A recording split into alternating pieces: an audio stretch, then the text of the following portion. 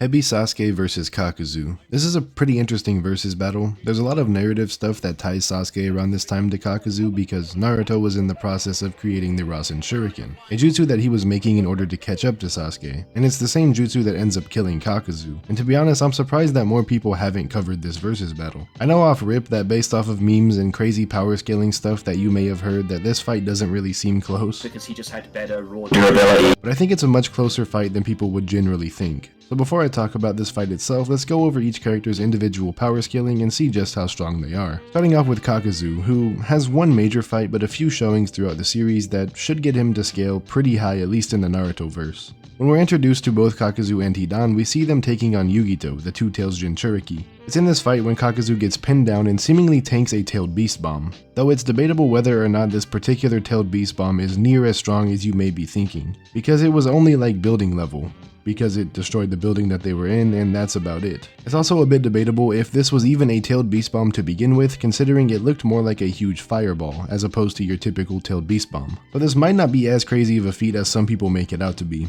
I've seen lines of scaling putting Kakuzu's durability to like multi-continental levels based on this, and I'm guilty of it too, but just by looking back on what happened, this obviously is not the case. The next time we see Kakuzu is when Hidan fights Asuma, and he doesn't really do too much here. He heals Hidan after he gets his head chopped off and keeps everyone aside from Asuma at bay while Hidan fights Asuma. That's about it. After this, we see Kakuzu's biggest showing, which is when him and Hidan fight Kakashi along with Team 10. And this is where we find out the source of Kakuzu's insane durability. It's all due to his diamond armor jutsu, in which he solidifies himself in an armor that can essentially negate any attack. But this armor has one glaring weakness.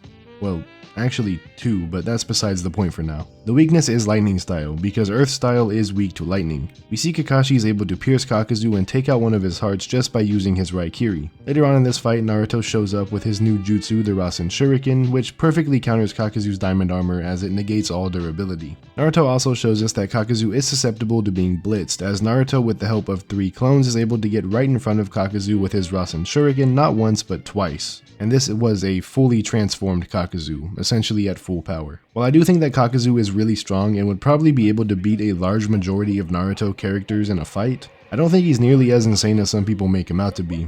I don't think he's on like the low end of the Akatsuki, but I'd put him somewhere in the range of Deidara and Sasori, albeit probably slightly above them because I think if he fought either of them he'd probably win.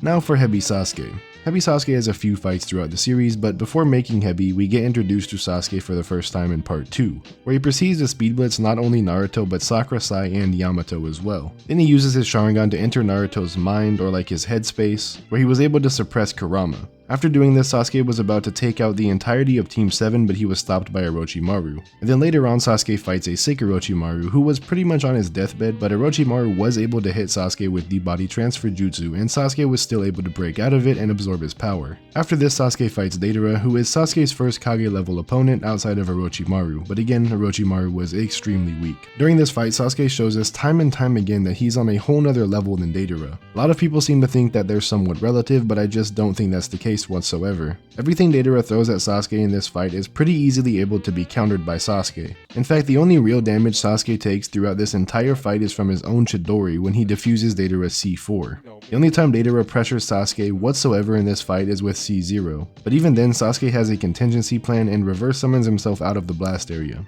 So yeah, in my opinion, Sasuke is blatantly above Deidara and it's not really close. Then after this we see Sasuke fight Itachi, where Sasuke has some pretty crazy showings as well. First off, we see his fireball jutsu is stronger than Itachi's, to the point where Itachi had to use a Amaterasu just to win the fireball clash. Later on in this fight, we get introduced to Sasuke's one-shot jutsu, Kirin, which is pretty much the ultimate lightning style jutsu in all of the series, aside from like Indra's arrow later on.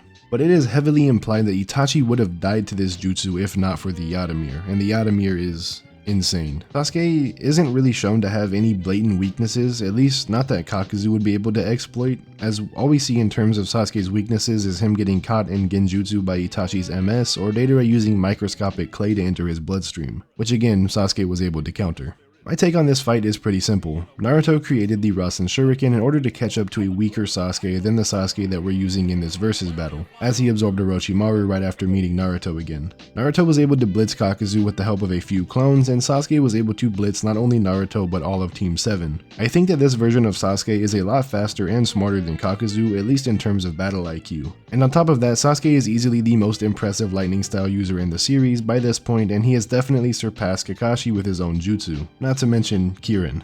Kakuzu will not be able to rely on his diamond armor in this fight. Sasuke has better lightning style than Kakuzu's lightning heart, a stronger fireball than Kakuzu's fire heart, and should be quick enough to dodge his wind heart. And due to his lightning style, he completely counters the diamond armor, like I already mentioned. And if Kakuzu were to transform in this fight, I believe it just gets easier for Sasuke as he loses mobility in his transformed state. Kakuzu is insanely strong, don't get me wrong, but Sasuke is pretty much a perfect counter for him at this point in the series. I think Sasuke wins like mid-diff. Possibly even low diff. But that's gonna do it for this video. I really hope you guys enjoyed. If you did, make sure to leave a like on the video, and if you want to see more videos like this, then make sure to subscribe and check out some other videos on the channel.